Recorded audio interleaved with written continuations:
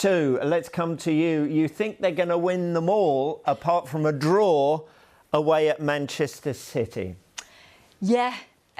I did look at Newcastle away and thought that is going to be really difficult. Brighton at home, obviously, is really difficult. Then you look at the likes of Nottingham Forest, Wolves, still something to play for, Southampton.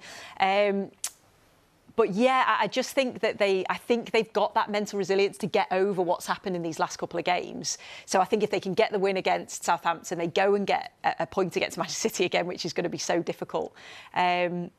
See, I've backed Arsenal, so I've had to stick with my backing. Told you it was scientific.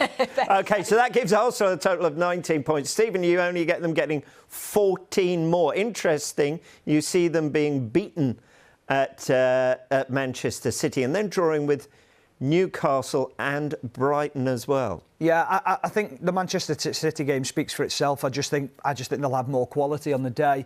I think Newcastle away, very tough place to go. I think Newcastle will respond from the weekend's defeat. I think they'll go on a little run themselves now, but that's a very tough place to go.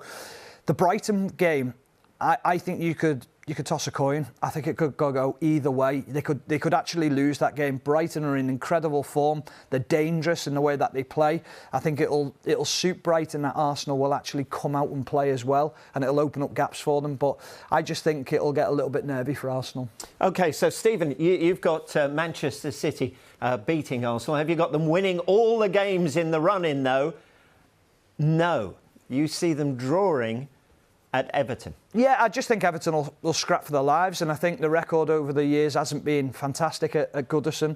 I had to have them dropping at least a point. Whether that happens or not, I just don't know. I think, listen, there's other games in there that they could potentially slip up. I think the Brighton game away will also be a difficult game. But come the end of the season, if they need to win that game, I just don't see past Manchester City. I just think the run they're on at the moment, as I say, I was at the game at the weekend and I'm watching thinking there's not many flaws in this team at the moment with the way they're playing.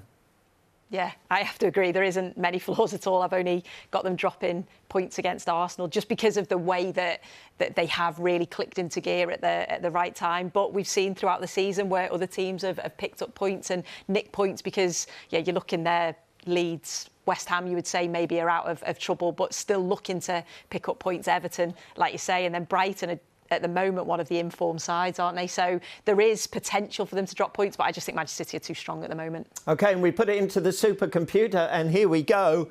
It leaves, with Sue's prediction, Arsenal winning the Premier League this season by a point. Stephen, you make it quite an emphatic title win for Manchester City, maybe not even needing perhaps a win on that final day at Brighton. Yeah, I do have to back myself up here and say I am absolutely terrible at predictions, so don't read too much into this. But no, I think Manchester City will have too much. I really do.